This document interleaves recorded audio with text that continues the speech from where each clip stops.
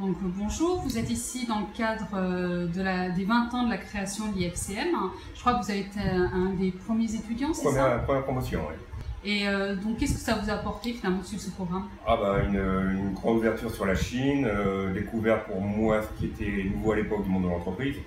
J'étais ici d'une formation scientifique. Le programme a permis petit 1 d'avoir cette ouverture sur le monde de l'entreprise que ma formation universitaire ne m'avait pas du tout apporté. Et petit 2, de forcément découvrir la Chine, de voir qu'il y avait autre chose que la Normandie, que la France, et de prendre conscience de tout ce qu'il y avait à faire, de tout ce qui est le potentiel de l'export, du monde de l'entreprise à l'export. Donc vous vivez toujours en Chine? Je vis toujours en Chine, à Shanghai. D'accord. Et vous êtes spécialisé dans l'export, si j'ai bien compris?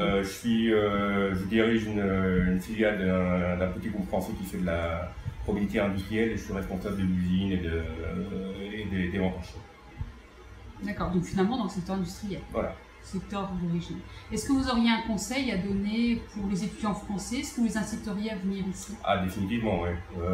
Et je dirais même que c'est une expérience plus enrichissante que d'aller à Pékin ou à Shanghai, qui sont des villes qui sont quand même très internationales, où on a un peu moins le feeling de ce qu'est la Chine.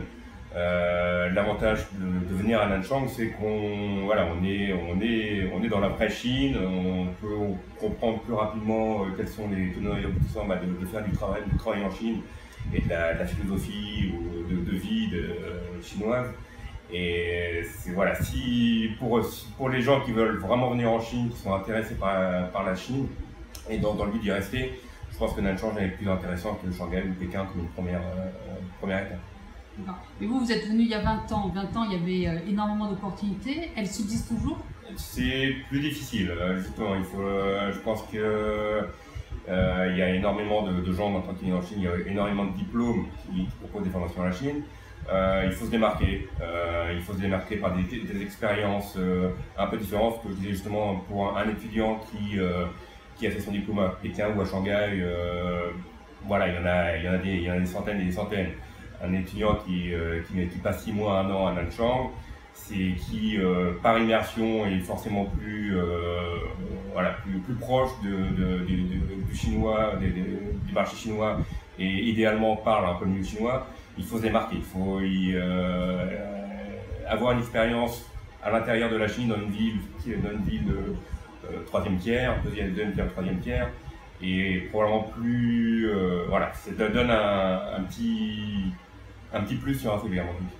Donc toujours terre d'opportunités, et puis donc bienvenue aux étudiants français. Tout à fait, absolument. Pour moi, ça a été une expérience, un diplôme qui a changé ma vie, on peut le dire, et qui a changé la vie de toutes les personnes que je connais qui l'ont fait et qui l'ont fait. Donc c'est une expérience, c'est une aventure, il faut le faire. Merci beaucoup.